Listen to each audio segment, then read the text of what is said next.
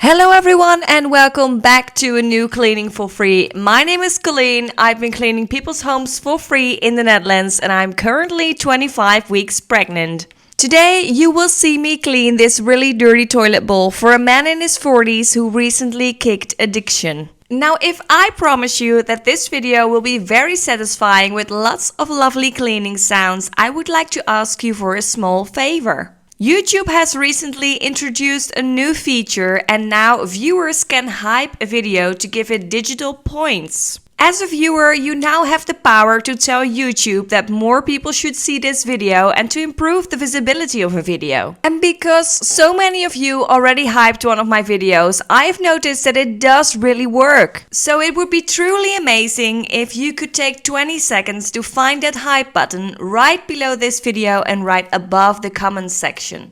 Now, if you're one of the few lucky ones who have access to this hype button, you will find it right next to the share and like buttons.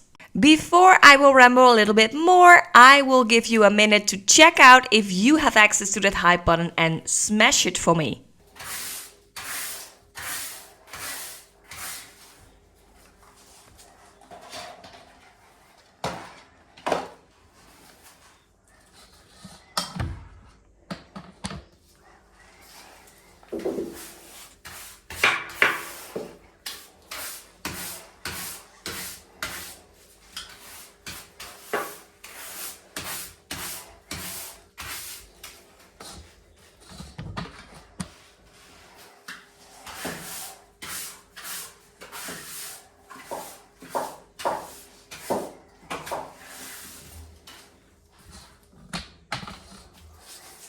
What I didn't realize is that when I put my camera this close, it's not really tasty view on the right side of the video. So I'm sorry, but the layer of dust was so thick on this floor that I decided to first wipe it away because it's always easier to wipe away dry dust than when it's wet. Maybe you've seen me pouring in something in the toilet bowl at the beginning of this video. Since I want to save some energy and not be working with a pumice stone, I am using the Zep acidic toilet bowl cleaner first and let that soak for about an hour. And as I'm removing the resident stuff from this bathroom, you can see that the lid of this toilet is quite white. I did not clean it before, it's just that the old lid was damaged and the resident already put on a new one. And now it is happy time because I always get so happy when I get to use my Scrub Mommy, and let's give this small sink a really good scrub.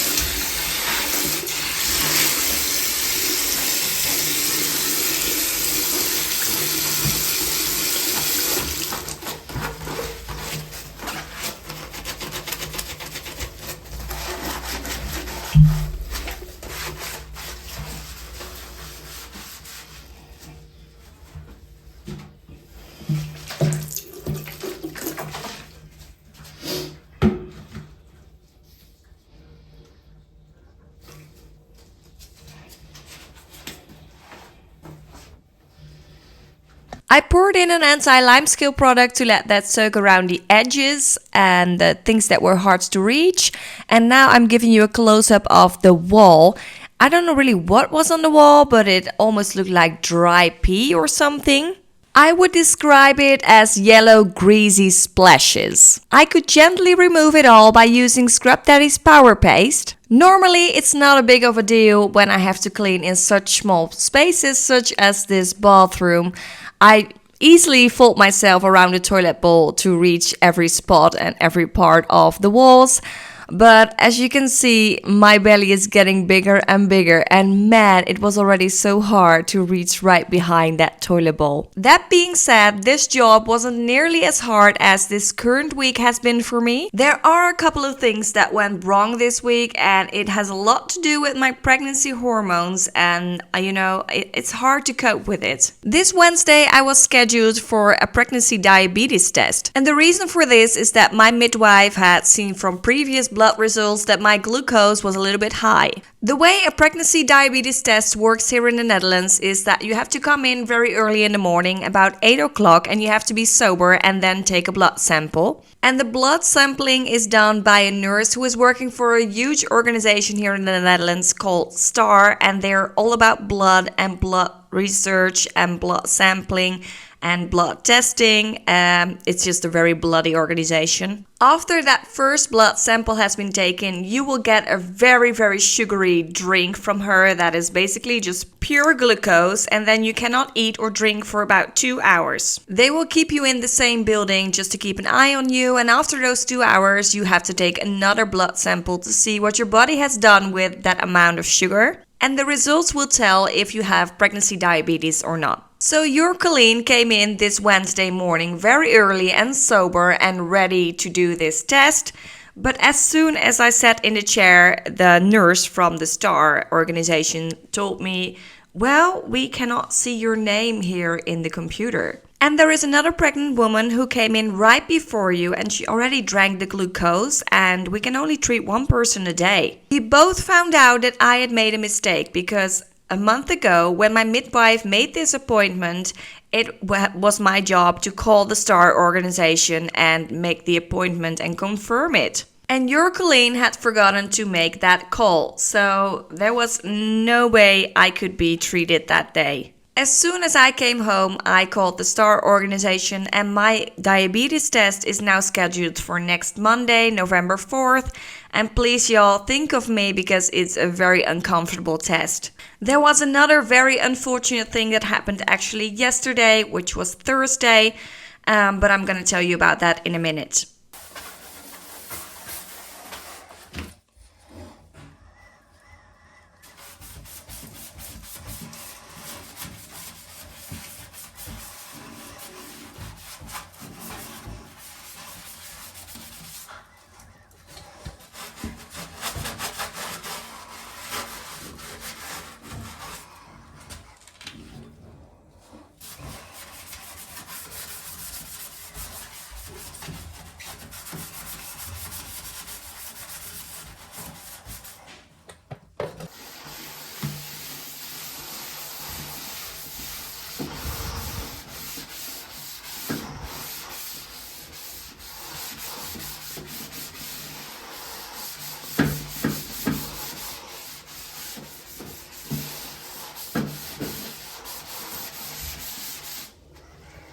The second story is actually about yesterday. I had planned to go to Webra, which is a Dutch store that sells Scrub Daddy products, and I was about to make some content over there for the Scrub Daddy accounts.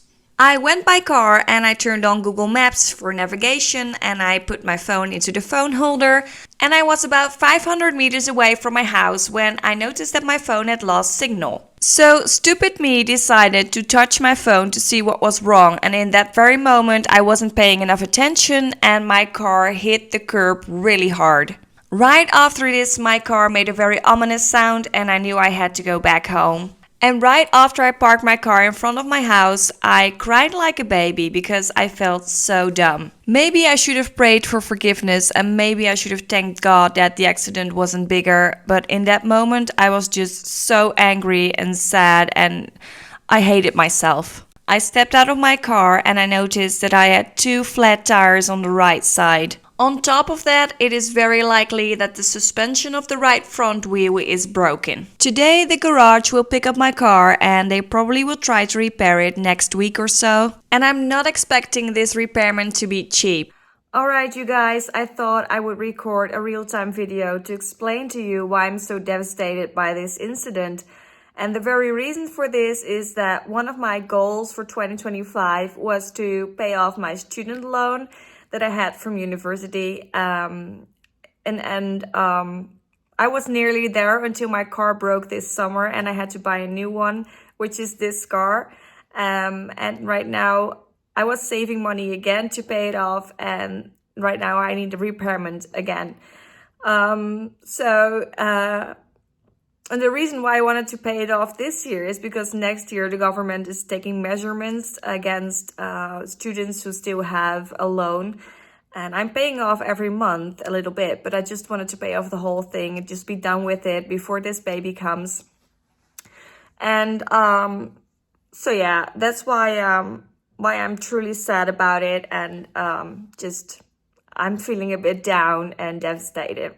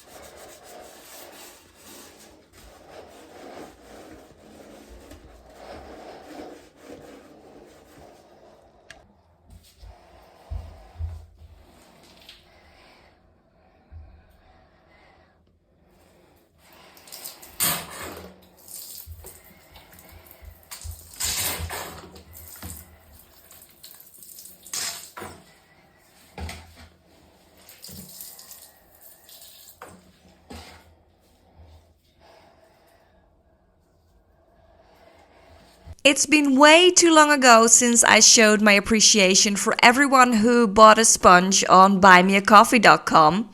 So for the last 3 months, there are a couple of people who have supported me by buying one or more sponges. Each sponge is $5 and stands for cleaning for free.